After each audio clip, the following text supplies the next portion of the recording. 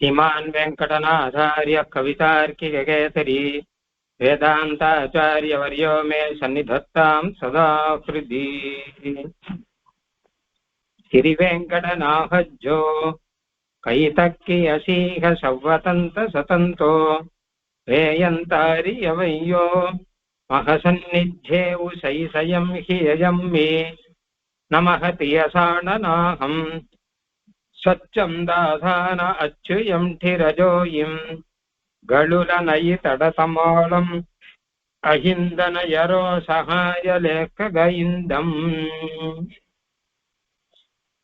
எம்பெருமானிடம் கடைசியாக செய்யக்கூடிய பிரார்த்தனைகள் இன்னும் 2 ஸ்லோகம் இருக்கு. அந்த பிரார்த்தனையில 99வது ஸ்லோகம் 100வது ஸ்லோகம். 101ல பலஸ்ருதி. இப்ப 99வது ஸ்லோகம் நாம இப்ப பார்க்க போறோம். என்னை கைவிடக்கூடாது நீ அச்சுதன் ஆயிற்றே அப்படின்னு 98வது ஸ்லோகத்துல பார்த்தோம். எனக்கு சம்சாரத்துல அங்கங்க இருக்கக்கூடிய விஷயத்துல இருக்கக்கூடிய ஈடுபாடை எல்லாம் மாற்றி என் மனசுல நீயே இருக்கணும் அப்படின்னு முன்னாடி எல்லாம் பார்த்தோம். இப்ப 98ல பார்த்தது என்னை கைவிடாமல் ஏற்றுக்கொள்ள வேண்டும் அப்படின்னு. அதேதான் இன்னும் நன்னா சொல்ற. நிக்கித்தோம் ஹிய அகயி நிபுனேஹி துமம் வினாஹ காருணியேஹிம் ஏதுஹ தட்டூனபியே நிகுயம் நயசச்ச பரசு அப்பானபரம் பரசி அப்பானபரம் நிக்ஷிப்தோஸ்மி சாகதிஹி விபுனைஸ்த்வயி நாத காருணிகைः தாம்ஸ்தவ திருஷ்ட்வா பிரியான் நிபிருதம் நத சத்ய பரஸ்வ ஆத்மனோபரம். ஆளவந்தார் ஸ்தோத்திரத்துல கடைசியில ஒரு விஷயம் சொல்றார். பிதாமகம் நாதமுனிம் விலோக்கிய பிரசீதம் அத்விருத்தம் அச்சிந்தயித்வா அப்படின்னு. பெருமாளே என்னை பார்க்காதையும் என்னுடைய பிதாமகன் நாதமுனிகளை பாரும். ஏன்னா என்னை பார்த்தா என்கிட்ட ரட்சிக்கிறதுக்கு என்ன குணம் இருக்குன்னா ஒரு குணமும் தோணாது. ஏதாவது குணத்தை வச்சுன்னு ரட்சிக்கலாம்னா ஒன்றும் தோணாது. ஆனா என்னுடைய பிதாமகன் நாதமுனிய பாரும், என்ன ரட்சியும் அப்படின்னார். அந்த மாதிரியாக இங்க என்ன சொல்றார், காருணிகர்களான ஆச்சாரியர்கள் எம்மை உன்னிடம் சமர்ப்பணம் செய்திருக்கிறார்கள். அகதிஹி வேற கதி இல்லாம இருந்த என்னை உம்மிடம் சமர்ப்பணம் செய்தவர்கள் பரம காருணிகர்களான பரம நிபுணர்களான மகா ஞானிகளான மகான்களான ஆச்சாரியர்கள். அவர்களை பார்த்து ஏதோ அவர்களை சேர்ந்தவன் அப்படிங்கிற ரீதியிலாவது என்னை ரட்சிக்கணும். அவர்கள் தானே என்ன உம்மிடம் ஒப்படைச்சிருக்கா. அதனால என்னை அந்த பொறுப்பை ரட்சண பொறுப்பை ஏற்றுக்கொள்ள வேணும் அப்படின்னு பிரார்த்திக்கிறார். இந்த ஸ்லோகத்தினுடைய தாற்பயம் என்னன்னு கேட்டா, நம்ம என்னதான் சரணாகதியை பண்ணியிருந்தாலுமே நாம இருக்கக்கூடிய நிலைமையெல்லாம் பார்த்தால் பெருமாளுக்கு ரட்சணை எண்ணம் விட்டு போனாலும் விட்டு போயிடுமோ அப்படிங்கிற மாதிரி இருக்கு. ஏன்னு கேட்டா சரணாகதி பண்ணப்புறம் பெருமாள் கிட்டேயே ஈடுபாட்டை வளர்த்து கொண்டிருக்கிறோமான்னு அது கிடையாது. சரணாகத்தின்னு ஆச்சையை தவிர அதுக்கப்புறம் வெளி விஷயத்துல தான் ஈடுபாடு இருக்கு. பாபம் செய்வதை நிறுத்தினோமா அப்படின்னா அதுவும் கிடையாது. தொடர்ந்து பாபங்கள் தான் பண்ணிட்டு இருக்கோம். அடிக்கடி சொல்ற மாதிரி சரணாகதிக்கு முன்னாடியும் பின்னாடியும் என்ன வித்தியாசம் இருக்குன்னா ஒரு வித்தியாசமும் இல்லை. முன்னாடி எப்படி இருந்தோ அப்படியே தான் பின்னாடியும் இருக்கான். அதே மாதிரி சகஜமா பாபம் பண்ணிட்டு இருக்கான், அதே மாதிரி லௌகிக விஷயங்கள்ல ஈடுபட்டு இருக்கான், அப்படியே தான் இருந்துட்டு இருக்கு. இதெல்லாம் பார்த்தா பெருமாளுக்கே கொஞ்சம் அலுப்பா இருக்கும். அப்போ இன்னும் சரணாகதி பண்ணிருக்கேங்கிறான், ஆனா பார்த்தா நம்ம கிட்டே வரமாட்டேங்கிறான். வெளி விஷயத்திலே ஈடுபாடு பண்ணியிருக்கான். மோட்சம் வேணும்னு சரணாகதி பண்ணிட்டோம், ஆனா வெளி விஷயத்திலே ஈடுபாடு எதிரியே ஈடுபாடு வச்சு அதில் போயிட்டு இருக்கு. நம்மளை லட்சியம் பண்ண மாட்டேங்கிறான் அப்படிலாம் பெருமாளுக்கு தோணும். அதற்காக சொல்றாரு, எம்பெருமானே என்ன பார்க்காதையும் என்னை சரணாகதி பண்ண வச்சவர், அதாவது என்னை உம்மிடம் ஒப்படைத்தவர் ஆச்சாரியர் காருணிகர் அப்புள்ளார்னு வச்சுக்கோங்க. அப்புள்ளார் தானே என்னை உம்மிடம் ஒப்படைத்தார். அப்ப அவரை பார்த்து அவராலே ஒப்படைக்கப்பட்ட பொருள் இது அப்படின்னு வச்சுண்டு எம்மை ஏற்றுக்கொள்ள வேணும் ஏன்னா அவர் அப்படிப்பட்ட ஞானியாவும் அப்படிப்பட்ட மகானாவும் இருந்தார் இல்லையா. அந்த மாதிரி பிதாமகம் நாதமுனிம் விலோக்கிய ஆளவந்தார் சொல்ற, என்னுடைய பிதாவை என்ன நினைச்சு பார்க்காதீங்க. ஏன்னா நான் எப்படிப்பட்டவன்னா அமரியாதா க்ஷுத்ரஹ சலமதிஹி அசூயா பிரசவபூஹு கிருதக்னஹ துர்மானி ஸ்மரபரவசஹ வஞ்சனபரஹ, அந்த மாதிரி பல கெட்ட குணங்கள் இருக்கு. அதனால என்ன பார்க்காதியோ, என்ன பார்த்தா ரக்கம் வரணும்னே தோணாது. நான் சரணாகதி பண்ணியிருக்கேங்கிறதே உனக்கு மறந்து போயிடும். என்ன பார்க்க பார்க்க இது வந்திருக்கு பாரு அப்படின்னு தோணிடும். என் விஷயத்துல உனக்கு ஒரு ஆதரவு இருக்காது, ஸ்ரத்தை இருக்காது. என்ன பார்க்காதியோ, நான் எப்படிப்பட்டவன் பார்க்காதியோ. மத் விருத்தம் அச்சிந்தயித்வா, என்னுடைய விருத்தம் என்னுடைய நடத்தை இதையெல்லாம் பார்க்காதியோ. எம்மை உம்மிடம் கொண்டு வந்து ஒப்படைத்தவர் யாரும் பாரும், ஆச்சாரியர்கள். அப்ப அவர்களாலே ஒப்படைக்கப்பட்டவன் இருக்கொல்லியும், அதை வச்சுண்டு என்ன ரட்சியும் அப்படின்னு இங்கேயும் சொல்ற. அங்கேயும் அந்த அர்த்தத்துல ஆளவந்தார் சொல்ற. பிதாமகம் நாதமுனிம் விலோக்கியன்னு ஏன் சொல்ற? ஆளவந்தாருக்கு ஆச்சாரியார் அப்போ மணக்கால் நம்பி உய்ய கொண்டார் நாதமுனிகள் அப்படிதானே வரணும். முதல்ல மணக்கால் நம்பி ஆளவந்தருடைய ஆச்சாரியர், அப்புறம் நன்னறி அவர் குறைத்த உய்ய கொண்டார், அப்புறம் நாதமுனிகள். ஆனா கூட நாதமுனியை ஏன் விசேஷமா சொல்றான்னு கேட்டா, அந்த மணக்கால் நம்பி ஆளவந்தாரை திருத்தி பணி கொண்டதுக்கு காரணமே இவர் நாதமுனிகளுடைய பேரன்கிறபடினால்தான். உய்யக்கொண்டாரும் மணக்கால் நம்பிகளும் ரெண்டு பேரும் ஆளவந்தார்கிட்ட விசேஷ கருணை காமிச்சிருக்கார். அதுக்கு காரணம் என்ன கேட்டா, நம்ம ஆச்சாரியர் நாதமுனிகள் அவருடைய பேரன் அப்படிங்கிறபடினால்தான். அதனால ஆளவந்தாருக்கு கிடைச்சிருக்கக்கூடிய எல்லா பாக்கியங்களுக்கும் மூல காரணம் நாதமுனிகள் தான். அவர் கண்ணனுக்கு ரொம்ப வேண்டியவர். அதனால நாதமுனிகள்னு சொன்னா போறோம், கண்ணன் உடனே எதுவானாலும் செஞ்சிருவான். அதனால அந்த நாதமுனிகளுடைய ஒப்படைப்பு நான், நாதனுடைய பேரன் நான், அதை வச்சுட்டு என்ன ரட்சியும் அப்படிங்கிற அந்த மாதிரி இப்போ எங்க ஆச்சாரியன் ஒப்படைச்சிருக்கார். ரெண்டு இடத்துலயும் ஆளவந்தாரும் சரணாகதி பண்ணியிருக்கார், ஆச்சாரியர் மூலமா சரணாகதி பண்ணியிருக்கார். ஆனா அதுக்கெல்லாம் மூல காரணம் நாதமுனிகள்ங்கிற மாதிரி இங்கே நான் உங்ககிட்ட என்ன ஒப்படைச்சது எங்க ஆச்சாரியன் தானே. அதனால அவரை பார்த்து, என்னுடைய விற்த்தாந்தத்தை பார்க்காமல் அவரை பார்த்து என்னை உம்முடைய ரட்சண பொறுப்பாக ஏற்றுக்கொள்ள வேணும். நிக்ஷிப்தோஸ்மி ச அகதிஹி, நான் அகதிஹி வேற கதி இல்லாதவன். நிக்ஷிப்தோஸ்மி உன்னிடம் வைக்கப்பட்டிருக்கேன். வேற கதி இல்லாதவன் அப்படின்னால ரட்சிக்கணும். ஆனா கூட கதி இல்லாதவன் இருந்தா கூட சரணாகதி பண்ணாதான் ரட்சிப்பேன்னு சொன்னா அதுவும் தான் ஆயிடுத்து. நிக்ஷிப்தோஸ்மிச்ச சரணாகதியும் பண்ணியிருக்கா.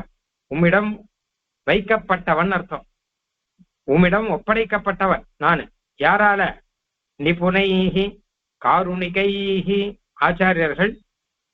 அவளுக்கு ரெண்டு விஷயம் சொல்றார். ஒன்னு நிபுணாள், ரெண்டாவது காருணிகாள், பரம காருணிகாள்.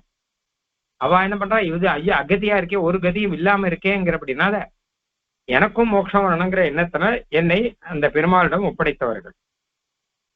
நிபுணைஹி அப்படின்னா என்னையும் திருத்தி என்னையும் அந்த ஒப்படைக்க வச்சு எனக்கும் இந்த புத்தி எல்லாம் கொடுத்துருக்கா இல்லையோ, அந்த அளவு நைபுண்ணியம் அவளுக்கு இருக்கு, சாமர்த்தியம். என்னையும் கூட ஒப்புக்க வச்சு, என்னையும் கூட சரணாகதி பண்ண வச்சு, என்னையும் கூட பெருமாள் கிட்ட ஒப்படைச்சுட்டான்னா அது பெரிய சாதனை, அச்சீவ்மெண்ட் அவளுடைய. அதான் நிபுணைகின்னு போட்டிருக்கா. மகா நிபுணாள். யார் யாரை எப்படி திருத்தணுமோ அவளை அப்படி திருத்தவாள். அந்த மாதிரி பெருமாள் கிட்ட எப்படி எப்படி சொல்லணுமோ அந்த மாதிரி சொல்லக்கூடியவர்கள். பெருமாள் கிட்டையும் நிபுணர்கள். பெருமாள ஸ்தோத்திரங்கள் எல்லாம் பண்ணி சரணாகதி எல்லாம் எப்படி பண்ணணுங்கிறதெல்லாம் தெரிஞ்சுட்டு நிபுண கிருத்தியம் அப்படின்னு ஒண்ணு சொல்றாரு தேசிகன் ரகசிய திரேசாரத்துல. நிபுணாள்லாம் எப்படி சரணாகதி பண்ணுவாங்க. இதோ சரணாகதின்னு சொல்றோம், மேலோட்டமா சொல்றதுக்கு சீக்கிரம் முடிஞ்சிடறா போல இருக்கே தவிர சரணாகதி எல்லாரும் பண்ணிட முடியாது. நிபுணாளா இருந்தா தான் பண்ண முடியும். அதுக்குன்னு சில சாமர்த்தியங்கள்லாம் இருக்கணும் மனசளவுல. அப்படி இருந்த பெருமாளுடைய சொரூப சுபாவங்கள்லாம் தெரிஞ்சிருக்கணும். சரணாகதி சாஸ்திரம் தெரிஞ்சுக்கணும் மாத்திரம் இல்லை, அதுக்குன்னு ஒரு நிபுணத்துவம் வேணுமா. அப்படி நிபுணரா இருக்கக்கூடிய ஆச்சாரியர்கள் தான் ஒப்படைத்தார். அதால்தான் நிபுண கிருத்தியம் அப்படிங்கிறார். நிபுணர்களா இருக்கிறோம் எப்படி சரணாகதி பண்ணுவாங்க அதை பாருங்க, அது ஒரு தனியா இருக்கும் அப்படிங்கிறார் சுவாமி தேசிகன். அப்படிப்பட்ட நிபுணாளான ஆச்சாரியர்கள்.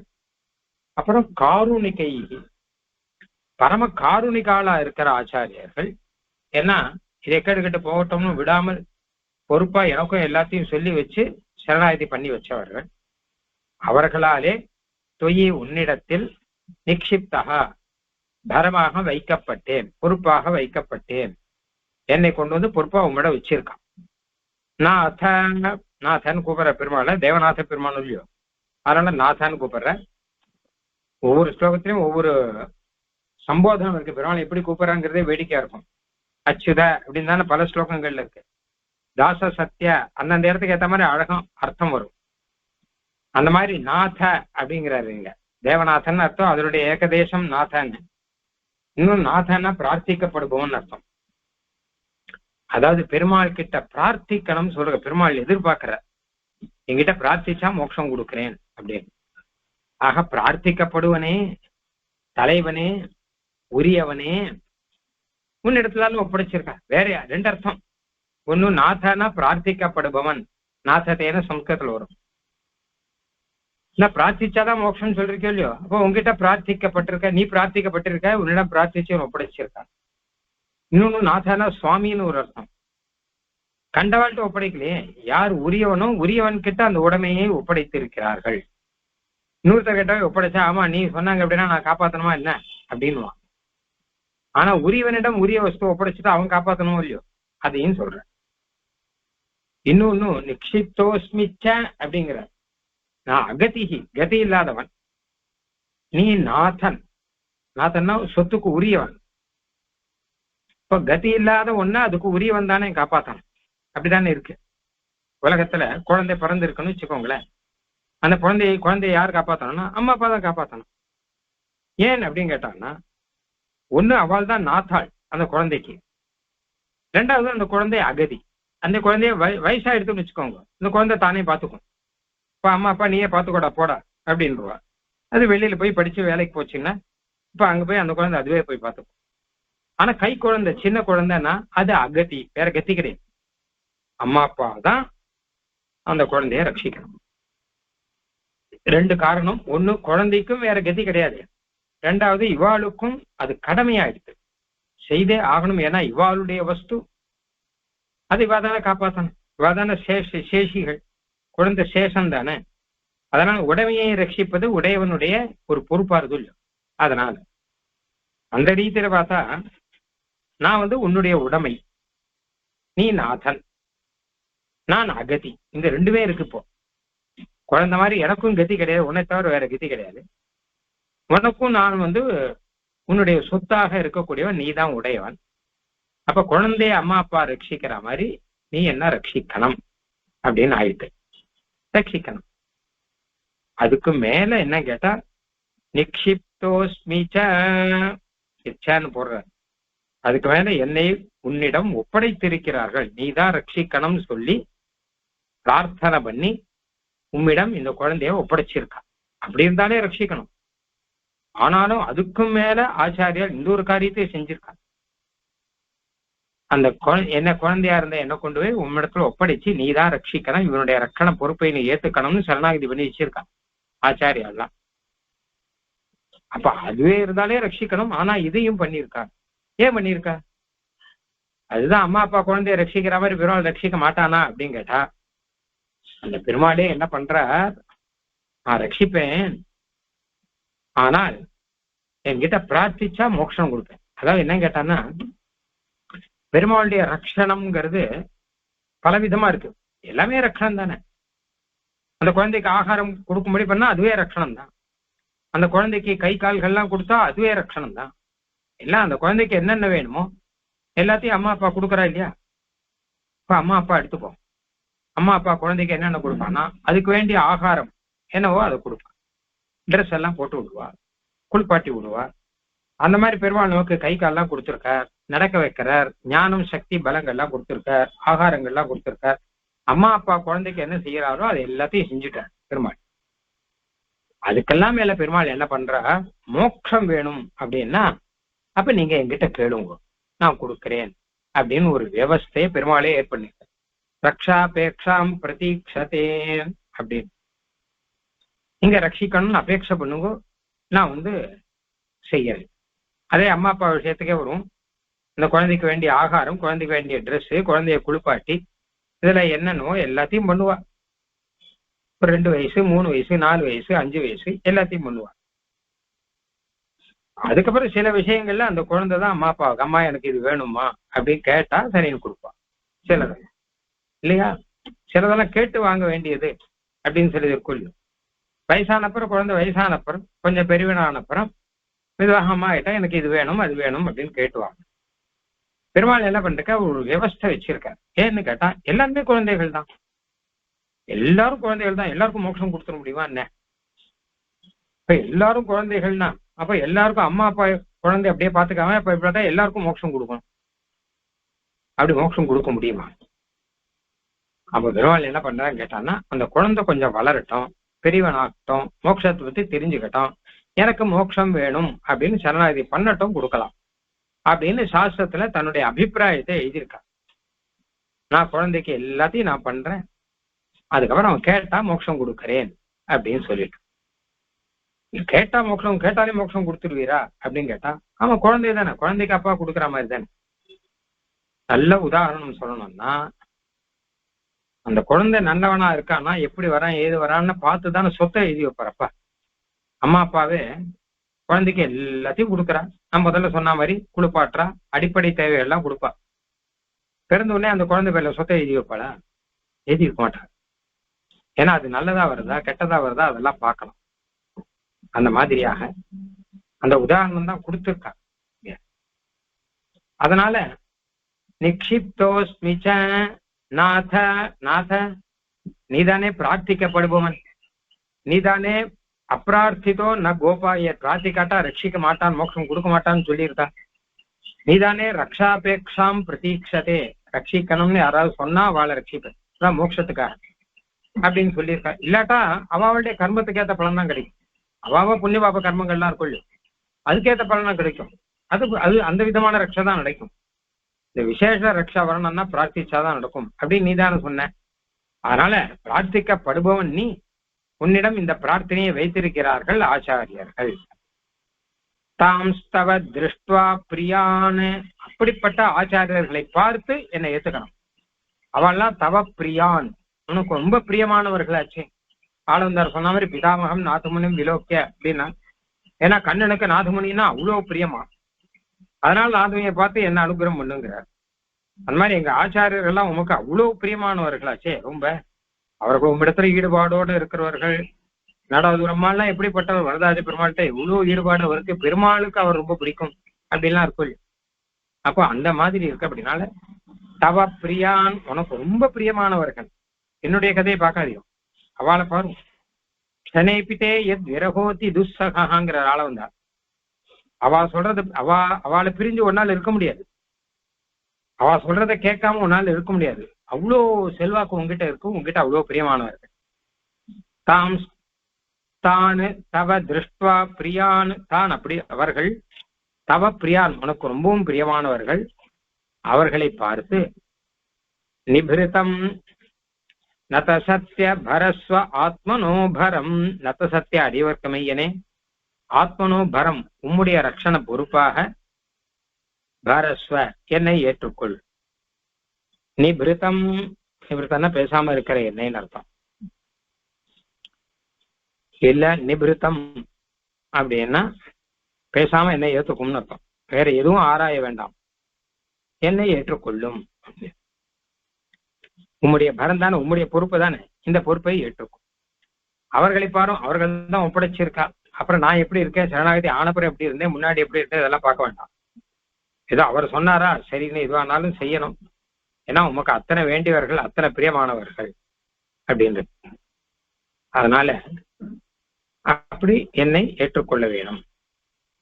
ஆத்மனோ பரம், உம்முடைய பொறுப்பாக, பரம்னா பொறுப்புன்னு அர்த்தம், உம்முடைய ரட்சண பொறுப்பாக நீர் ஏற்றுக்கொள்ள வேணும். நிக்ஷிப்தோஸ்மி ச அகதிஹி நிபுணைஸ்த்வயி நாத காருணிகைஹி தாம் ஸ்தவ திருஷ்டுவா பிரியான் நிபிருதம் நத சத்ய பரஸ்வ ஆத்மனோபரம். இங்க 2 சம்போதனம் இருக்கு. முதல்ல நதன் நாதன் இருக்கு, ரெண்டாவது நத சத்யன் இருக்கு. அதுக்காக நாதானா பிரார்த்திக்கப்படுவோம்னு அர்த்தம் முன்னாடி பார்த்தோம். நத்த சத்தியானா அடிவர்க்க மெய்யன்னு அர்த்தம். அடிவர்க்க மெய்யனானபடினாலே சரணாகதி பண்ணவர்களுக்கு மெய்யனான நீ என்னுடைய ரட்சண பொறுப்பை நீ ஏற்றுக்கொள்ள வேண்டும். என் விஷயத்துல பொய்யனா இருக்கக்கூடாது இல்லையா? அதனால ரட்சண பொறுப்பை நீர் ஏற்றுக்கொள்ள வேண்டும்.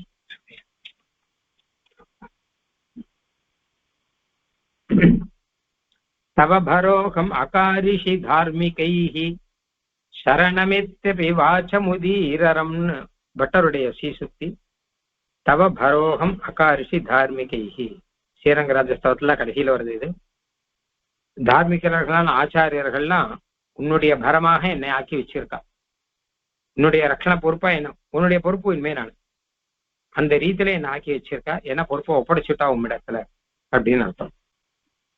அதனால என்ன ரட்சிக்கணும்னு ஸ்லோகத்துல பிரார்த்திக்கிற அதை வச்சுட்டுதான் இங்கேயும் சொல்றார் அப்படின்னு சொல்லலாம். பூர்வர்கள்லாம் சொல்லி இருக்கிறவை. இந்த ஆச்சாரியர்கள் பரம நிபுணர்களாக எனக்கும் சரணாகதி பண்ணி வச்சிருக்காருன்னா ரெண்டு விஷயம் அவளுக்கு தெரிகிறது. ஒன்னு நிபுணர்கள், ரெண்டு காருணிகர்கள் அப்படின்னு அவளையும் கொண்டாடுறார். அடுத்த ஸ்லோகம். நயசச்ச பக்கனானிய கலிய சிலாயபம நிய குமாரம் வனிவோ ஓஜ்ஜந்த ஜோவனவகும் வரோவமம் லகுசுமந்தியன விண்ணவியம் தத சத்ய பக்வனானீத கணித கிராத பிரம நிஜ குமாரமிவ நிருபஹ பவிஷ்யத்யௌவனவதூம் வரைவ மாம் லபஸ்வ மந்திரிஜன விஜ்ஞாபிதம். ரெண்டு உதாரணம் சொல்லி சொல்ற என்னை நீ ஏற்றுக்கொள்ள வேணும் அப்படிங்கிறதுக்கு. இது ரெண்டுமே சம்பிரதாயத்துல பிரசித்தமான உதாகரணம். ஒன்னு ராஜகுமார உதாகரணம். ராஜகுமாரன் ஒருத்தன் சின்ன வயசுல குழந்தையா இருக்கும்போதே காட்டுல தொலைஞ்சு போயிட்டான். அங்க காட்டுல வழி தவறிட்டான். ஒரு நாள் ராஜா வேட்டைக்கு போயிருந்த போது இவன் வழி தவறி போயிட்டான். கடைசியில வழி தவறி எங்கேயோ காட்டுக்குள்ள போயிட்டான். காட்டுல வேடர்கள்லாம் இவனை எடுத்து வளர்க்கிறார்கள். அங்க இருக்கிற வேடர் தலைவன் வளர்க்கிறான். அதனால வேடுவ குழந்தை மாதிரியே வளர்றது இந்த குழந்தை. அதுக்கப்புறம் கொஞ்சம் பெரியவனெல்லாம் ஆனப்புறம் இந்த வேடர்களுக்கால எவ்வாறு தெரிஞ்சதெல்லாம் சொல்லி கொடுக்குற. அந்த மாதிரி காட்டுல பறவைகளை அடிச்சுண்டு மோசமான ஒரு வாழ்க்கை வாழ்ந்துட்டு இருக்க ராஜகுமாரனா வாழ வேண்டியவன். அங்க இருக்கிற தார்மிகர்கள், ரிஷிகள் சில பேர் இவனுடைய லட்சணங்களை எல்லாம் பார்த்து இவன் வேடன் இல்லை, இவன் ராஜகுமாரன்கிறத புரிஞ்சுட்டு இருக்கான். ராஜாவும் குமாரனை இழந்து தவிக்கிறான் தெரியும். அதனால ராஜா கிட்டையும் போய் சொல்லி இவங்கிட்டையும் போய் சொல்றான். உன்னுடைய குமாரன் அங்க இருக்கான்னு ராஜா கிட்ட சொல்றான். உங்க அப்பா அங்க இருக்கான்னு குமாரன் கிட்ட சொல்றான். அவனுக்கு வேண்டிய சம்ஸ்காரங்கள்லாம் பண்றான், நல்ல புத்தி எல்லாம் சொல்றான். அந்த ராஜா இந்த குமாரனை ஏத்துக்கிறான் இருக்கும். இது ஒரு சரித்திரம், ஒரு கதை. இது ஸ்ரீபாஷ்யத்துல ஸ்ரீபாஷ்யக்காரர் சாட்சியிருக்க, தேசியன் ரகசிய திரிசாரத்தை சாட்சியிருக்க. இது உபநிஷத்துல இருக்கிற கதைன்னு சொல்றான். அந்த மாதிரி என்ன ஏத்துக்கணும். வழி தவறி சம்சாரத்தில் வந்துட்டோம். ராஜகுமாரன் அரண்மனையில ராஜாவோட இருக்க வேண்டிய மாதிரி நாமளாம் எம்பெருமானோட சீவை குண்டத்துல இருக்க வேண்டியவா. ஏதோ பாதை மாதிரி வழி தவறி நேரம் இங்க வந்துட்டோம். இங்க வேடுவர் குலத்துல வளர்ற மாதிரி இங்க சம்சாரிகளோட கூட வளர்ந்து சம்சார போகமே பெருசா நினைச்சுட்டு இருக்கோம். தார்மிகர்களான மகரிஷிகள் மாதிரி சில ஆச்சாரியர்கள்லாம் நமக்கு உபதேசம் பண்ணி நம்மையும் பெருமாளையும் சேர்த்து வைக்கிறார்கள் இருக்கோ இல்லையோ. அப்ப பெருமாள் ஏத்துக்கிறானோ இல்லையோ, அதே மாதிரி என்னை ஏற்றுக்கொள்ள வேணும். நத சத்யா அடியவர்க்கு மெய்யனே பக்வனானீத வேடுவச்சேரியிலேருந்து கொண்டு வரப்பட்டவன். கலித கிராத பிரம நான் வேடன் அப்படின்னு தன்னால நினைச்சுட்டு இருந்தாங்க. வேடு குலத்துல வளர்க்கப்பட்டபடினாலே அந்த ராஜகுமாரன் நினைச்சா தன்னை வேடுவனாவே நினைச்சுட்டு இருந்தான். ஆச்சாரம் எல்லாம் சொன்ன உடனே அந்த பிரமம் போயிடுது. நான் வேடுவன் இல்லை அப்படின்னு புரிஞ்சுட்டான். நிஜ குமாரம் இவன் இருப்பாக தன்னுடைய குமாரனை ராஜா எப்படி ஏற்றுக்கொள்வானோ அந்த மாதிரி எனக்கும் இந்த பிரமம் எல்லாம் போயிடுது. நான் சம்சாரி ஜீவன் அல்ல, நான் சீவை குண்டத்தில் இருக்க வேண்டியவன் தெரிஞ்சு போச்சு. அப்ப என்னையும் ஏத்துக்கணும் அப்படின்னு. இது ஒரு உதாரணம். கலித கிராத்த பிரமன் போடுறேன். நான் வேடுவனோங்கிற பிரம்மம் எல்லாம் போயிடுது. நான் ராஜகுமாரன் அப்படிங்கிறது நன்னா தெரிஞ்சிடுது அவனுக்கு. அதே மாதிரி எனக்கும் நான் சம்சாரி ஆத்மா இல்ல, நான் சீவை குண்டத்தில் இருக்க வேண்டியவன் தெரிஞ்சிருக்கு. அப்படிப்பட்ட என்னை ஏற்றுக்கொள்ள வேணும். அடுத்தது இன்னொரு உதாரணம். பவிஷ்யத் யௌவன வதூம் வர இவ. சின்ன வயசுல குழந்தைக்கு கல்யாணம் ஆயிடுது. முன்காலத்துல 7 வயசுல பண்ணுவா இல்லையோ, ஒரு பெண்ணுக்கும் பையனுக்கும் சின்ன வயசுல கல்யாணம் ஆயிடுது. அதுக்கப்புறம் பிற்பாடு அதுக்கான வயசு ஆனப்புறம் இவ 2 பேரும் சேர்ந்து குடும்பம் நடத்துவா. அப்போ அந்த வரனானவன் அந்த வதுவை தங்காத்துல கூட்டிக் கொள்வான் இல்லவா? அந்த மாதிரி நீ என்ன கூட்டிக் கொள்ளணும். அதாவது ஸ்ரீவைகுண்டத்துல எம்பெருமானுக்கு கைங்கரியம் பண்ணக்கூடிய யோக்கியதை இப்ப நமக்கு வரல. இப்ப நான் சம்சாரத்துல தான் இருக்கோம், ஆனா பின்னாடி வரப்போகுது. அந்த மாதிரி இப்ப நமக்கு அதுக்கான பக்குவத்தை வரல, அதுக்கான யோக்கியதை வரல. பவிஷ்யத் யௌவன வதும், ஒரு வது பெண்ணுக்கு யௌவனம் இனிமேதான் வரப்போறது. முன்னாடி கல்யாணத்தை பண்ணிட்டா பால்ய விவாகம் அந்த காலத்துல பண்ணுவா. சாஸ்திரத்துல சொல்லியிருக்கு பால்ய விவாகம்னு சொல்லிட்டு. நல்ல பால்ய விவாகம் பண்ணிட்டான். கன்யகா தானம் அப்படிலாம் சொல்றது இல்லை. அந்த வதுவை வர இவ, அந்த வரன் எப்படி ஏற்றுக்கொள்வானோ அந்த மாதிரி மாம் லபஸ்வ, என்னை ஏற்றுக்கொள். மந்திரி ஜன விஜ்ஞாபிதம், மந்திரி ஜனங்களாலே விஜ்ஞாபனம் பண்ணப்பட்டவனாக என்னை அப்படின்னு அர்த்தம். அதாவது மந்திரி ஜனங்கள், இந்த ராஜகுமாரன் விஷயத்துல பார்த்தோம்னா இந்த மந்திரிகளான சில பேர் ராஜா கிட்டையும் சொல்லுவா, இல்லை இவங்கிட்டையும் சொல்லுவாளா இருக்கும். மந்திரிங்கிறதுக்கு 2 அர்த்தம். இன்னொரு ராஜாவுக்கு மந்திரின்னு அர்த்தம், இன்னொரு மந்திரம் உடையவர் மந்திரி. அதான் திருமந்திரம் துவயெல்லாம் தெரிஞ்சவர் ஆச்சாரியனுக்கு மந்திரின்னு பேர். மந்திரம் இருக்கிறவர் மந்திரி, சாஸ்திரம் தெரிஞ்சவர் சாஸ்திரின்னு சொல்றவர் இல்லையா, அந்த மாதிரி மந்திரம் தெரிஞ்சவர் மந்திரி. அப்போ ஆச்சாரியர்கள்னு அர்த்தம். ஆச்சாரியர்கள்லாம் விஜ்ஞாபிதம் சொல்லி கொடுத்துருக்கா. யார்கிட்ட? என்கிட்ட. அந்த மாதிரி அந்த பெண்ணுக்கிட்டையும் சொல்லி கொடுக்குறா. கல்யாணம் ஆயிடுச்சுன்னா அதுக்கப்புறம் அந்த பெண் கிட்ட மெதுவா சொல்றான், நீ அப்புறம் அங்க போய் குடும்பம் நடத்தணும், அது வரைக்கும் பொறுமையா இருந்துக்கணும். அப்போ அதுக்கு ஏற்றான சில நல்ல பண்புகளை எல்லாம் குணங்களை எல்லாம் வளர்த்து கொள்ளணும் அப்படின்னு இதெல்லாம் சொல்லி கொடுப்பான். ஸ்ருதிசிர பிராசாதம் ஆசீததி பிரத்யாதிஷ்ட பகிர்கதி ஸ்ருதிசிர பிராசாதம் ஆசீததிங்கிற எத்திராஜ சப்தத்தில. எப்படின்னா அந்த பெண்ணுக்கு பின்னாடி வரக்கூடிய பாக்கியங்களை எல்லாம் மெதுவா சொல்லி கொடுத்து, நீ வெளியில அங்க சுத்தின்னு இருக்க கூடாதுலாம் சொல்லி ஒரு ரெஸ்ட்ரிக்ஷன்லாம் பண்ணி வைக்கிறாளோ அந்த மாதிரி நமக்கும் பண்ணி வைக்கிறா. யாரு? மந்திரி ஜனங்கள்லாம். இங்கெல்லாம் சரணாகதி ஆயிடுது, நேர பெருமாளோட போய் குடும்பம் நடத்தணும், அது வரைக்கும் என்ன பண்ணணும்னு கேட்டான்னா இங்க அங்கெல்லாம் போயின்னு இருக்க கூடாது அப்படின்னு சொல்றான். அப்ப அந்த வரனானவன் அந்த காலம் வந்த உடனே காத்து கொண்டு ரொம்ப சந்தோஷத்தோடு அந்த பெண்ணை ஏற்றுக்கொள்கிற மாதிரி என்னை ஏற்றுக்கொள்ள வேணும். 2 இடத்துலையும் 2 உதாரணத்திலையும் எம்பெருமானே நீ என்னை ஏற்றுக்கொண்டு மோட்சம் அளிக்க வேணும். மோட்சம் அளிக்கிறதான் சொல்ற. இந்த ராஜகுமாரனை ராஜா ஏற்றுக்கொள்கிறான்னா அரண்மனைக்கு கூட்டுன்ட்டு ராஜகுமாரன் ஆக்கிட்டான்னா மோட்சம் கொடுத்துட்டான்னு. அந்த மாதிரி இந்த பெண்ணை, கல்யாணமான பெண்ணை இந்த வரனானவன் தன்னோட குடும்பத்தை ஏற்றுக்கொள்கிறான் அப்படின்னா ஸ்ரீவைகுண்டத்துல பெருமாள் நம்மை ஏற்றுக்கொள்கிறான் அப்படின்னு அர்த்தம். ஸ்ரீவைகுண்டத்துல பெருமாளே நீ என்னை ஏற்றுக்கொள் அப்படிங்கிறதுக்கு உதாரணமா தான் இந்த 2ஐயுமே சொல்லியிருக்கார் அப்படின்னு வச்சுக்கலாம். நம்ம இப்போ அந்த ஏற்றுக்கொள்வதற்கு முன்னாடி இப்ப இருக்கிற நிலைமை தான் நமக்கு இப்ப இருக்கக்கூடிய நிலைமையாக சொல்றேன். இப்ப பெருமாளே கூட்டுக்கிறான். எப்படின்னா ராஜாவே ராஜகுமாரனை கூட்டுக்கிறான் இல்லையா, அந்த மாதிரி பெருமாளே நம்மளை கூட்டுப்பான் கடைசியில அப்படின்ற அர்த்தத்துல இருக்கு. பவிஷ்யத் யௌவன வதூம் அப்படின்னு சொன்னபடினால கல்யாணமான பெண் அப்படின்னு அர்த்தம் கிடைக்குது. ஏன்னா கல்யாணமானாதான் வது வரன் அப்படின்லாம் பேர் உண்டு.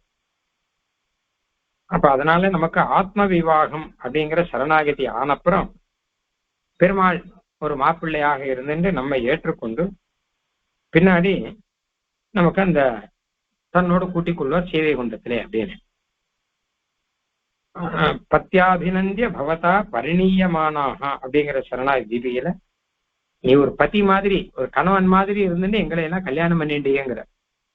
ஏன்னா சரணாகதியும் கல்யாணம், அப்ப நீ தானே கல்யாணம் பண்ணிட்ட. நாங்க எங்களை பெண்ணா வச்சு நீ ஒரு பத்தியா இருந்து எங்களை எல்லாம் கல்யாணம் பண்ணிட்டீங்க அப்படிங்கிற. அப்ப கல்யாணம் பண்ணிக்கப்பட்ட நாங்கெல்லாம் உனக்கு வாழ்க்கப்பட்டவர்கள், வாழ்க்கைப்பட்டவர்கள், அதனால எங்களை ஏற்றுக்கொள்ள வேணும். இந்த ஸ்லோகத்துல சொல்ற விஷயம் என்னன்னு கேட்டா ஸ்ரீவைகுண்டத்துல ஏற்றுக்கொள்ள வேணும். போன ஸ்லோகத்துல சொன்ன விஷயம் என்னன்னு கேட்டான்னா உங்ககிட்ட பரத்தை ஒப்படைச்சாச்சு, இனிமே உங்க பொறுப்பு அப்படின்னு. அப்ப நீ ஏத்துக்கணும் அப்படிங்கச்ச இந்த மாதிரி உதாரணங்கள்லாம் இருக்குல்ல, அந்த ரீதியில எங்களை ஏத்துக்கணும். நத சத்திய பக்வ கலித கிராத பிரம நிஜ குமாரம் இவன் நிருபஹா. இந்த உதாரணத்துல நிறைய பதங்கள்லாம் அழகா போட்டிருக்க. பக்கனா ஆணி வேடுவச்சேரிலேருந்து மீட்டு கொண்டு வரப்பட்டேன். நிஜகுமாரன் போட்டிருக்க, தன்னுடைய சொந்த பையன் அவனை ராஜகுமாரனா ராஜா ஏத்துக்கிற மாதிரி, நான் உம்முடைய சொந்த பையன், உம்முடைய சொந்த தாசன், நான் ஏதோ வேற ஏதோ ஆள் இல்லை, யாரோ வந்தா யாரோ ஒருத்தர் ராஜா ஏத்துண்டார் அப்படிங்கிறது கிடையாது. சொந்த மகன் அவனை ராஜா ஏத்துக்கிறார் இல்லையா. வேடுவச்சேரில இருந்து வந்தா என்ன, எங்கேருந்து வந்தா என்ன, தன்னுடைய பையன் தான் ஏத்துப்பாரு இல்லையா. அந்த மாதிரி என்னை ஏத்துக்கணும். என் பக்கத்துல என்ன இருக்குன்னு கேட்டா, கலித கிராத பிரம, நான் வேடுவன் அப்படிங்கிற பிரமங்கள்லாம் போய் நான் ராஜகுமாரன் அப்படிங்கிற வரைக்கும் எனக்கு புரியும்படியாக இத்தனையும் உபதேசம் பண்ணியிருக்கா எனக்கு. நானும் அவரோட பெருமாளோட சேர்றதுக்கு சித்தமா இருக்கக்கூடியவன் அப்படின்னு ஆறுது. பவிஷ்யத் யௌவன வதும், வரக்கூடிய யௌவனத்தோடு இருக்கக்கூடிய ஒரு பெண்ணை வர இவ, இத பார்த்தோன்னா இப்படி வச்சுக்கலாம் தோன்றது. பின்னாடி மோட்சம் கொடுக்கறது இல்ல, இப்ப ஏத்துக்கிறதையே சொல்றேன்னு வச்சோம்.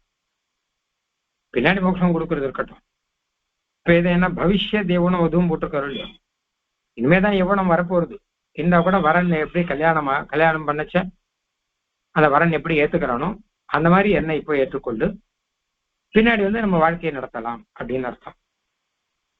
இப்ப அந்த அர்த்தம் வச்சுக்கோங்க. பவிஷ்யத்து அப்படின்னு பதம் போட்டிருக்கிற அப்படின்னால இனிமேல் வரப்போகிற யௌவனத்தை உடைய பெண்ணை வரன் எப்படி ஏற்றுக்கொள்வாரோ அது மாதிரி நான் இப்ப சம்சாரத்துல இருக்கேன். இப்ப சீவை குண்டத்துல உன்னை அனுபவிக்க முடியாது. ஆனா பின்னாடி சம்சாரத்தை விட்டு சீவை குண்டத்தை உனக்கு வரும்போது உம்மோட சேர போறேன். இருந்தா கூட இப்ப என்னை ஏத்துக்கணும். எப்படின்னா பின்னாடி யௌவனம் வரப்போற பெண்ணை இப்போ ஆப்பிள்ள ஏத்துக்கிற மாதிரி என்னை ஏற்றுக்கொள்ளும் அப்படின்னு அர்த்தம். இப்ப அதே மாதிரி முதல் இதுலயும் பார்த்தான்னா, பக்கனானீத கலித கிராத பிரம நிஜகுமாரம் இவன் இருப்பாஹா அப்படின்னு தன்னுடைய குமாரனை மனசளவிலே அந்த ராஜா ஏற்றுக்கொள்கிறான் அப்படிங்கிற மாதிரி நீ ஏற்றுக்கொள். அவனை கூட்டு அவனுக்கு ராஜகுமாரனா பட்டாபிஷேகம் பண்ணி எல்லாம் பண்றாங்கிறது அப்புறம் இருக்கட்டும். முதல்ல அவனை அங்கீகரிக்கிறான் இல்லையோ, அவனை ஏத்துக்கிறான் இல்லையோ, சரி இங்க வரட்டும் அப்படின்னு சொல்லிட்டோம். அப்ப அதை சொல்றதாக வச்சுக்கலாம். நத சத்திய பக்கனானீத கலித கிராத பிரம நிஜ குமாரம் இவன் இருப்பஹா பவிஷ்யத் யௌவன வதும் வரைவ மாம் லபஸ்வ மந்திரி ஜன விஜ்ஞாபிதம். மந்திரி ஜனங்களாலே விஜ்ஞாபிதம், ஞானம் ஊட்டப்பட்டவன் நான், அந்த எண்ணை ஏற்றுக்கொள்ள வேணும் அப்படின்னு அர்த்தம். இப்படி ஒரு அழகான ஒரு உதாரணத்தால் சொல்லி முடிக்கிற இதுல பவிஷ்யத் யௌவன வதும் வரைவ அப்படின்னு கடைசியில உதாரணம் சொன்னபடினால சுவாமி தேசிகன் நாயிகா பாவத்துல அவர் இந்த ஸ்தோத்திரம் அருளி செய்தார். முன்னாடியே பார்த்துருக்கோம் நம்ம. தேவநாயக பஞ்சாசத்தோ இதுவோ இதெல்லாம் நாயிகா பாவத்தினால அப்படின்னு அப்படியே அந்த ரீதியில இந்த ஸ்தோத்திரத்தை அழகா முடிக்கிற நாயிகா இருந்து கடைசியில கல்யாணம் ஆச்ச சுபமா முடிக்கணுமோ இல்லையோ, அந்த மாதிரி கல்யாணத்துல என்னை ஏற்றுக்கொள் அப்படின்னு சொல்லி சுபமா முடிக்கிற அப்படின்னு ஆச்சு. இனி ஒரு ஸ்லோகம், அது பலஸ்ருதி ஸ்லோகம். இய கைதக்கிய கேசரி வேயந்தாயரிய வெங்கடேச விரையம் சுகயம் அச்சுயசயம் சகிய கியேஷு சோகவு சமக்குணம் இதி கவிதார்க்கிக கேசரி வேதாந்தாச்சாரிய வெங்கடேஷ விரச்சிதம் சுபகம் அச்சுத சதகம் சஹிருதய ஹிருதயேஷு சோபதாம் சமக்ரகுணம். இது அச்சுத சதகம் அருளி செய்தவர் கவிதார்க்கிக கேசரி வேதாந்தாச்சாரியர் வெங்கடேசர் அப்படின்னு 3 விஷயம் சொல்லிருக்கார். அவராலே அருளி செய்யப்பட்டது அப்படின்னு. இந்த கவிதார்க்கி நமக்கு எல்லாருக்கும் சுவாமி தேசிகனுடைய வைபவங்கள்லாம் தெரியும். கவிதார்க்கிக கேசரி வேதாந்தாச்சாரியன் ரங்கநாதன் கொடுத்தார். கவிதார்க்கிக கேசரின் சீவைஷ்ணவர்கள்லாம் சொன்னார். வெங்கடேசன்கிறது அவருடைய திருநாமம். திருவேங்கடமுடியாண்டிய அவதாரம்ங்கிறது குறிக்கக்கூடியது. அப்படிப்பட்டவர் அருளி செய்து. இதுல என்ன விஷயம் அப்படின்னு கேட்டான்னா, ஒண்ணு நல்ல கவியா இருந்தாதான் இந்த மாதிரி ஸ்லோகங்கள்லாம் பண்ண முடியும். பிராகிருதத்துல சம்ஸ்கிருதம் தெரிஞ்சிருக்கணும், பிராகிருதம் தெரிஞ்சிருக்கணும், ரெண்டாவது வேதாந்தம் தெரிஞ்சாதான் இந்த விஷயங்கள்லாம் சொல்ல முடியும். அதனால கவிதார்க்கிகேசரியாவும் வேதாந்தாச்சாரியாவும் இருந்தாதான் இந்த வேதாந்த விஷயங்கள் கவிதையில வரும். இல்லாட்டா வெறும் காளிதாசன் மாதிரி இருந்தா வச்சுக்கோங்க, வேதாந்த விஷயமா வரும். அது ஏதோ லௌகிக விஷயங்கள் தான் வரும். நல்ல கவியா இருந்தா லௌகிக விஷயங்கள் வரும், நல்ல வேதாந்தம் தெரிஞ்சவனா இருந்தா வேதாந்த விஷயங்கள் வரும். காவியங்கள்ல வேதாந்த விஷயங்கள் வரும் அப்படின்னா அது இவரால் ஒருத்தரால் தான் முடியும். ஏன்னா கவிதார்க்கிக கேசரியாவும் இருக்கார், வேதாந்தாச்சாரியராகவும் இருக்கார். எல்லாத்துக்கும் மேல வெங்கடேசன் திருவேங்கடமுடியானுடைய அவதாரமாகவும் இருக்கார். அதனால அப்படிப்பட்டவர் அருளி செய்தபடினால இப்படி நல்ல நல்ல ஸ்லோகங்கள் பாருங்களேன். வெறும் வேதாந்த விஷயம் அப்படின்னு மட்டும் இல்லாமல் எம்பெருமானுடைய திருமேனி வர்ணனங்கள் அதெல்லாம் நாம பார்த்தோம் முன்னாடி. பொதுவா பெருமாள் தத்துவம், பெருமாள் பிராட்டி 2 பேரும் இருக்கார், அவெல்லாம் திவ்ய தத்துவமா இருக்கான்னு ஆரம்பிச்சு அந்த பெருமாளுடைய திருமேனி வர்ணனெல்லாம் சொல்லி அதுக்கப்புறம் தான் மெதுவாக கொஞ்சம் கொஞ்சமா சரணாகதியை கொண்டு வந்து விட்டு சரணாகதி சாஸ்திரத்துல இருக்க விஷயங்கள் எல்லாத்தையும் சொல்லி இருக்கார் அப்படிங்கிறத நம்ம பார்த்தோம். அதனால 2 விதமாவும் இருக்கு அப்படின்னு அர்த்தம். இப்ப ரகுவீர கத்தியம்லாம் பார்த்தோம்னு வச்சுக்கோங்களேன், கவிதார்க்கிக கேசரி நல்ல கவித்துவம் இருக்கு. ராமாயண அர்த்தங்கள்லாம் இருக்கு, வேதாந்த அர்த்தங்கள் சொல்லணும் அப்படின்னு பெருசா வரல. ஞாச திலக்கங்கள்லாம் வேதாந்த அர்த்தங்கள் இருக்கு. ஆனா அச்சுத சதகத்துல 2மே இருக்கு, நல்ல கவிதையும் இருக்கு, நல்ல வேதாந்தமும் இருக்கு அப்படிங்கிறது தெரிகிறது இதுல. அப்புறம் இந்த அச்சுத சதகம் எப்படிப்பட்டதுன்னு கேட்டால் சுபகம் அச்சுத சதகம்.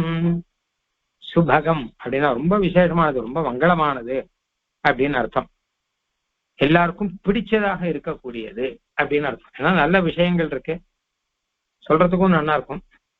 அதனால சுபகம் மனசுக்கு பிடிச்சதாக இருக்கும், சுபகம் நல்ல அர்த்தத்தோட கூட இருக்கும், சுபகம் நான் நல்ல மாங்கல்யத்தை கொடுக்கக்கூடியதாக இருக்கும் அப்படின்னு எல்லாத்தையும் வச்சுக்கலாம். அச்சுத சதகம்னு தேசியன் அச்சுய சயம்னு பேர் வச்சிருக்காரு. சஹிருதய ஹிருதயேஷு சோபதாம் சமக்ர குணம். அப்புறம் இன்னொரு விஷயம் சமக்ர குணம், எல்லா குணங்களோடும் கூடியது அப்படின்னு அர்த்தம். சகல குணங்கள், அதாவது ஒரு கவிதைக்கு வேண்டிய குணங்கள், ஒரு வேதாந்தத்துக்கு வேண்டிய குணங்கள் என்னமோ எல்லாம் இருக்கு. கவிதைக்கு வேண்டிய குணங்கள்லாம் ஒரு கவிதை நல்லா இருக்கணும் அப்படின்னா அதுக்கு என்னென்ன அலங்காரங்கள் அதெல்லாம் என்ன வேணுமோ எல்லாமே இருக்கு. ஓஜம் ஓஜஸ் இந்த மாதிரிலாம் நிறைய சொல்லுவான், நடை அழகு எல்லாம் இருக்கணும் முடியும், அதெல்லாம் இருக்கு. வேதாந்த விஷயங்கள் விஷயத்துல விஷய கௌரவம் அப்புறம் கவிதா கௌரவம் எல்லாமே இருக்கு. அதனால சமக்ர குணம் ஸ்லேஷம் பிரசாதா முதலான காவிய விஷயங்கள் நிறைய இருக்கு, அதெல்லாம் இருக்கு. அப்படிப்பட்ட அச்சுத சதகம். இன்னொன்னு சமக்ர குணம், எம்பெருமானுடைய சகல குணங்களையும் சொல்லக்கூடியது. அவனுடைய பரத்தத்தை சொல்லி, அவனுடைய காருண்யத்தை சொல்லி, அவன் மோட்சம் கொடுக்கறாங்கிறத சொல்லி, அவன் பக்தர்களுக்கு அனுகிரகம் பண்றாங்கிறத சொல்லி, எல்லாத்தையும் மொத்த பரம காருணிகனா இருந்து அனுகிரகம் பண்றான்னு சொல்லி எல்லாத்தையும் சொல்றது. அதனால எம்பெருமானுடைய சகல கல்யாண குணங்களையும் சொல்லக்கூடியதா இருக்கிற அப்படின்னாலையும் சமக்ர குணம் அப்படின்னு. இன்னொரு அர்த்தம் இங்கே சொல்ற சகிருதய ஹிருதயேஷு சோபதாம் சொல்ற. சகிருதயான்னா ரசிகர்கள் அர்த்தம். ரசிகர்களுடைய ஹிருதயத்துல இது நன்னா சோபிக்கட்டும். அச்சுத சதக ரசிகர்கள்னு யார் இருக்காளோ அவ ஹிருதயத்துல இவ சோபிக்கட்டும். ஏன்னு கேட்டான்னா என்னைக்குமே ஒரு கவி ஒரு விஷயத்த சொன்னா வச்சுக்கோங்க, அதை ரசிக்கணும்னா அதுக்கு ஒரு யோகியதை வேணும், அதுக்கு தனி குவாலிபிகேஷன் வேணும். ஏன்னா மேடையில பேச்சாளர்கள் பேசுற மாதிரி இல்லை. கவிதையை ரசிக்கணும்னா அதுக்குன்னு ஒரு தனி ரசிக்கத்தன்மை வேணும் இல்லையோ. அதுக்கு சம்ஸ்கிருதத்துல சஹிருதயான்னு பேர்.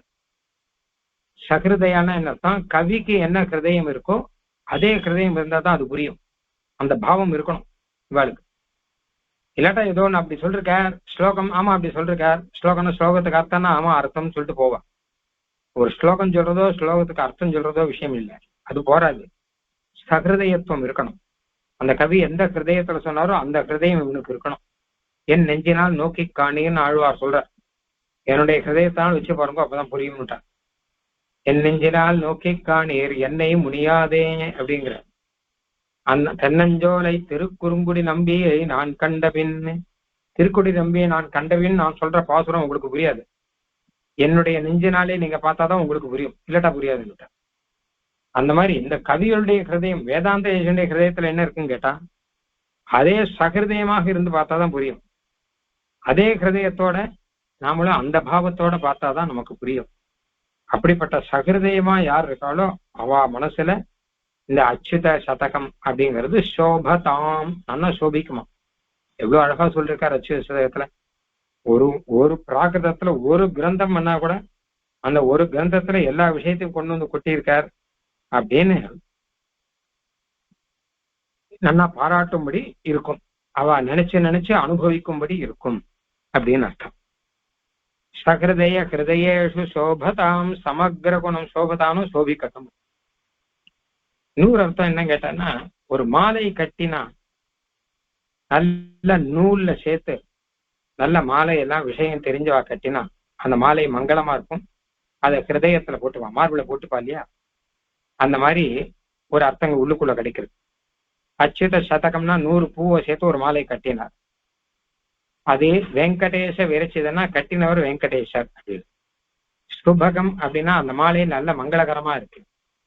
சமக்ர குணம் அப்படின்னா அந்த மாலைக்கு வேண்டிய எல்லா குணங்களும், அதாவது பச்சை, சிவப்பு, கருப்பு முதலான நிறங்கள், நல்ல நூல், அழகான நூல்ல அது கட்டிருக்கு. வாழை நார்ல பூத்தாதான் விசேஷம் சொல்லிருக்காங்க. அந்த மாதிரி கட்டி இருக்கு.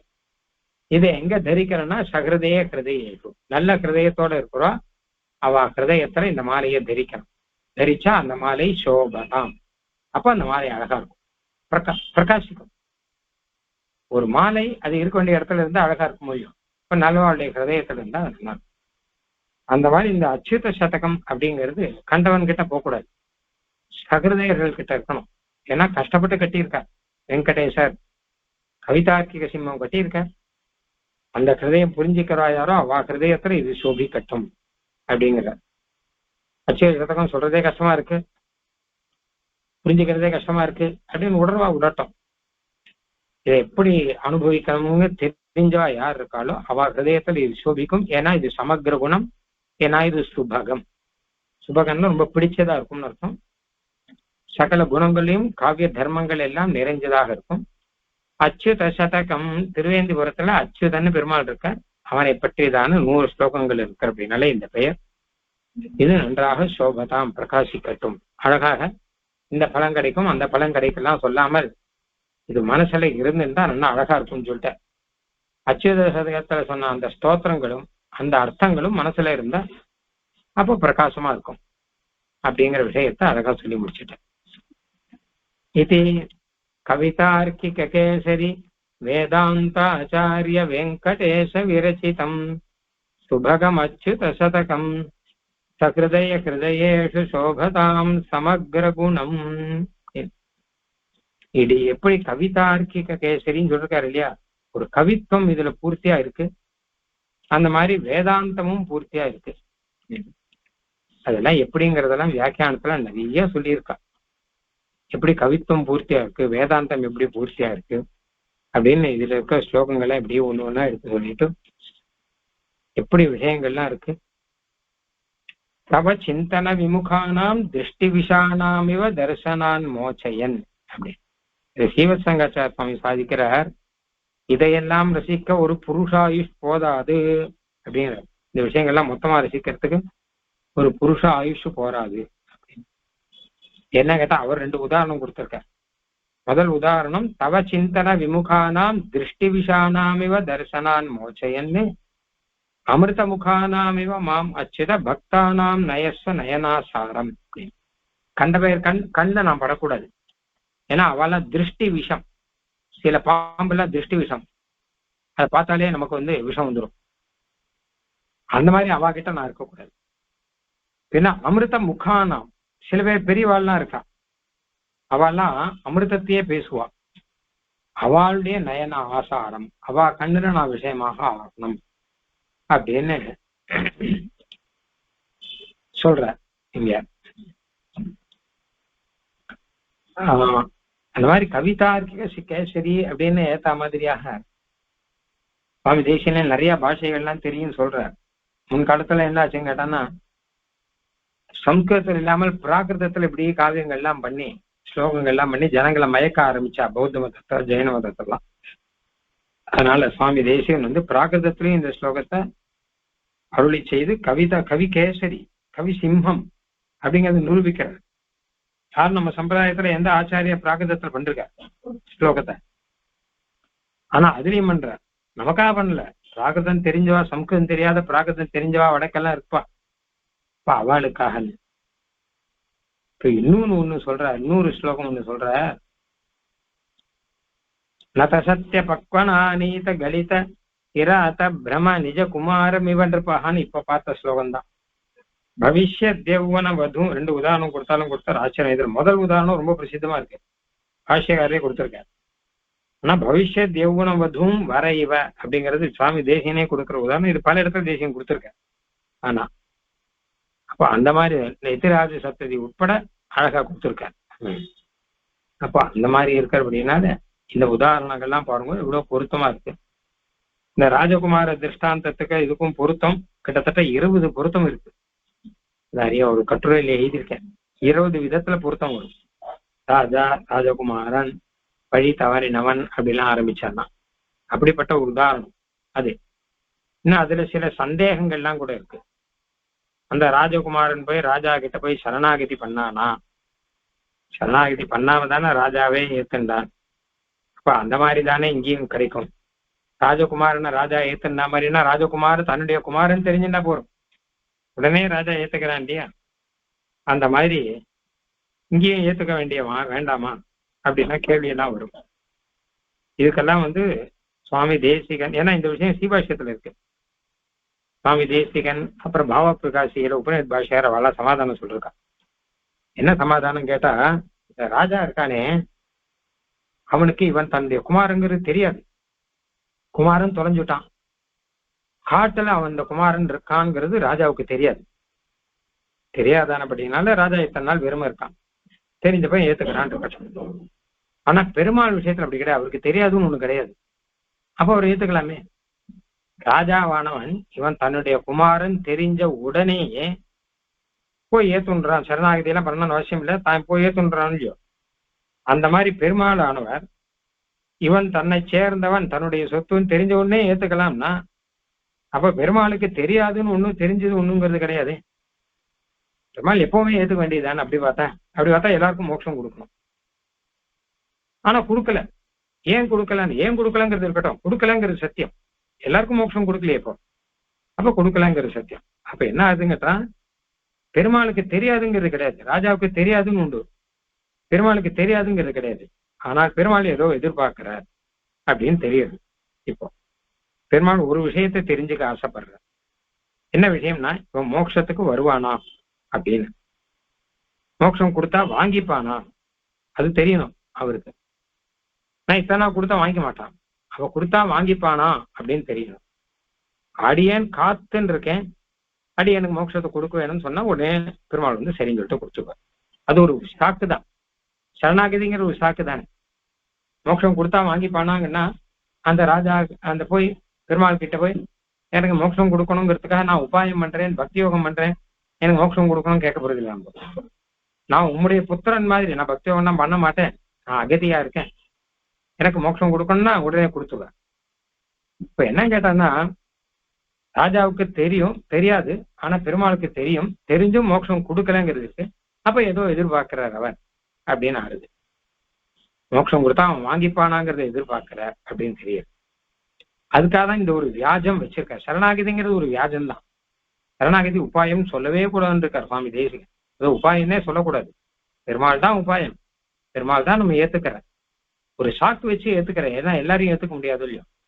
எல்லாருக்கும் மோட்சம் கொடுக்கலாம் பெருமாள், ஆனா கொடுக்கல. அப்போ ஒரு சாக்கு எதிர்பார்க்கிறார் அப்படின்னு ஆறுது. ஆக இத சூச்சகமா கலித கிராத்த பிரமன்னு போடுறார் தேசிகன். அவன் கிராத்தன்னே நினைச்சுன்னு வச்சுக்கோ, நான் வேடுவன்னே நினைச்சுன்றதான் வச்சுக்கோங்க. அப்ப ராஜாவுக்கு தெரியாது, இவன் வேடுவன் நினைச்சுட்டு இருக்கான், ராஜாவும் என்ன நினைச்சுட்டு இருக்கான்னு கேட்டா அவன் என்னுடைய பையங்கிறது தெரியாது. ஆனா பெருமாளுக்கு அப்படி இல்லை, அவருக்கு தெரியும். தெரிஞ்சா கூட இவன் தன்னை வேடுவன் வேடுவன் எனக்கு சம்சாரம் தான் வேணும் மோட்சம் வேண்டாம்னு நினைச்சிருந்தா வச்சுக்கோங்க, அப்ப பெருமாள் சாமியே இருக்க.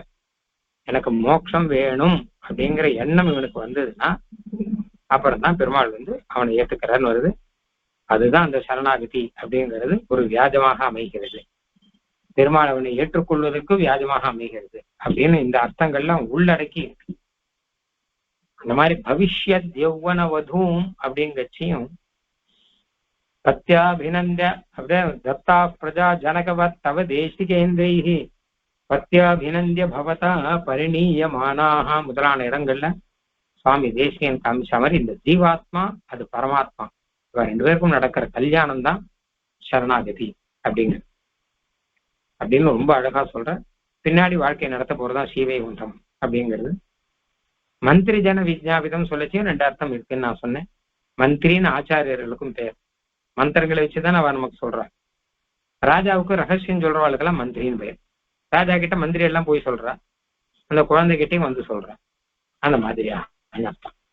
ஆக இந்த ஒரு சின்ன ஸ்லோகத்திலே நிறைய விஷயம் இருக்கு. அதனால இந்த மாதிரிலாம் இருக்கிறபடினால இப்ப கவிதார்க்கிக சிம்மம் அப்படிங்கிறது தெரியறது. அதே சமயம் வேதாந்த ஆச்சாரியன் அப்படிங்கிறதும் நன்னா தெரியும்படி இருக்கு. இதனுடைய அர்த்தங்களை எல்லாம் இன்னும் கூட நன்னா கூடமா உள்ள புகுந்து பார்த்தோம்னா இன்னும் நிறைய விஷயங்கள்லாம் தெரியும். அதனால இது சோபதாம், ஹிருதயத்துல எப்பவுமே சோபிக்கட்டும், நல்லவாளுடைய ஹிருதயத்துல இந்த பாவம் தெரிஞ்சவாளுடைய ஹிருதயத்துல சோபிக்கட்டும்னு அழகா சொல்லி முடிக்கிறார். இதையே பலமா சொல்லி முடிக்கிறார். இதுக்கு இதுவே தான் பலன். அவ ஹிருதயத்துல இது சோபிக்கும்ங்கிறது தான் பலன், வேற பலன் ஒன்றும் இதுக்கு தேவையில்லை. ஓரொன்றுதானே அமையாதோங்கிற ரீதியில சுவாமி தேசிகனுடைய கிரந்தங்கள்ல ஒண்ணு இருந்தா போரும் அப்படிங்கிறது இதை வச்சுதான் சொல்றான்னு நினைக்கிறேன். ஏன்னா பிராகிருத பாஷையில ஒண்ணுதான் பண்ணார், ஆனா இதுவே போரும், இதுக்கு மேல வேற சொல்ல வேண்டியது எதுவும் கிடையாது. இதெல்லாம் என்னென்ன புஸ்தகத்துல என்னென்ன சொல்லிருக்காரோ எல்லாம் இதுல இருக்கு. அச்சுதத்துல சுவாமி தேசிகனை அங்கங்க என்ன சொல்லிருக்காரோ மொத்த விஷயமும் இங்க இருக்கு, இதுல இல்லாததே கிடையாது. அப்படி இது ஒன்றுதானே போருங்கிற சொல்ற அளவுல இது இருக்கு. அதனாலே இது விசேஷமாக பிரகாசிக்கட்டும் அப்படின்னு சொல்றாரு. கவிதார்க்கிக சிம்ஹாய கல்யாண குணசாலினே ஸ்ரீமதே வெங்கடேசாய வேதாந்த குரவே நமஹ.